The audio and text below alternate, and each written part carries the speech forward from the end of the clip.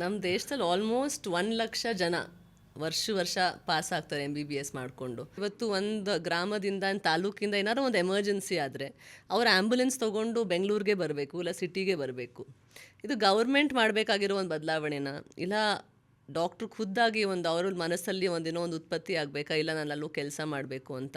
ಇವತ್ತು ಸರ್ಕಾರದಲ್ಲಿ ನನಗೆ ಗೊತ್ತಿದ್ದಂಗೆ ಹಣದ ಕೊರತೆ ಏನೂ ಇಲ್ಲ. ಮುಂಚೆ ಎಲ್ಲ ನೀವು ನೋಡ್ಬೋದಾಗಿತ್ತು, ಸರ್ಕಾರದ ಬಡ್ಜೆಟ್ಗಳೆಲ್ಲ ಭಾಳ ಕಡಿಮೆ ಇರ್ತಿತ್ತು. ಇವತ್ತು 3.5 ಲಕ್ಷ ಸಾವಿರ ಕೋಟಿ ಅಂತ ಹೇಳ್ತಾರೆ, 4.25 ಲಕ್ಷ ಸಾವಿರ ಕೋಟಿ ಅಂತ ಹೇಳ್ತಾರೆ. ಎಷ್ಟೋ ಸರಿ ಇನ್ಫ್ರಾಸ್ಟ್ರಕ್ಚರು ಹಳ್ಳಿಗಳಲ್ಲೂ ಚೆನ್ನಾಗಿದೆ. ನಾನು ಕೇಳೋದಿಷ್ಟೇ, ನೀವು ಅಲ್ಲೇ ಇರಬೇಕು ಅನ್ನುವಂಥ ಮನಸ್ಸಿದ್ರೆ, ಇಚ್ಛಾಶಕ್ತಿ ಏನಾದ್ರು ಇದ್ದರೆ ನಿಮಗೆ ಅಲ್ಲೂ ಕೂಡ ನೀವು ಪ್ರಾಕ್ಟೀಸ್ ಮಾಡ್ಬೋದು. ನೀವು ಹಿಂದೆ ಇದ್ದಂಥದ್ದನ್ನೇ ಅಲ್ಲ. ಇವಾಗ ಡಾಕ್ಟ್ರುಗಳಿಗೆ ಕೊಡುವಷ್ಟು ಗೌರವನ ನಾನು ಕಂಡಂಗೆ ಸಮಾಜದಲ್ಲಿ ಬೇರೆ ಯಾರಿಗೂ ಅಷ್ಟು ಕೊಡೋದಿಲ್ಲ.